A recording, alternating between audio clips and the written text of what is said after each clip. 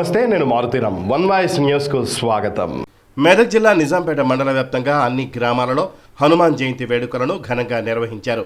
ఈ మేరకు నిజాంపేట మండల కేంద్రంలోని స్థానిక హనుమాన్ దేవాలయంలో గ్రామ పురోహితులు వేలేటి రామ్మోహన్ శర్మ ఆధ్వర్యంలో ఆలయంలో ఆంజనేయ స్వామికి సింధూరం చందన అభిషేక కార్యక్రమం నిర్వహించారు.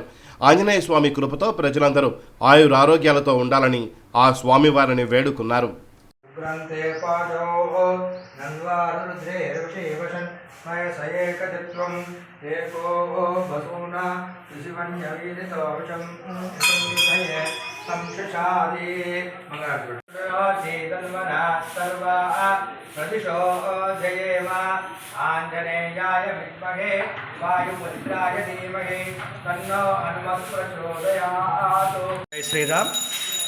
నిజాంపేట మండల కేంద్రంలో గల ఆంజనేయ స్వామి దేవాలయంలో హనుమత్ జయంతి శుభ సందర్భంలో ఈరోజు ఉదయమే మన్యు సూక్తంతో ఉన్నటువంటి ప్రత్యేకమైనటువంటి పూజా కార్యక్రమము ఆ యొక్క ఆంజనేయ స్వామి వారికి అందించడం జరిగింది.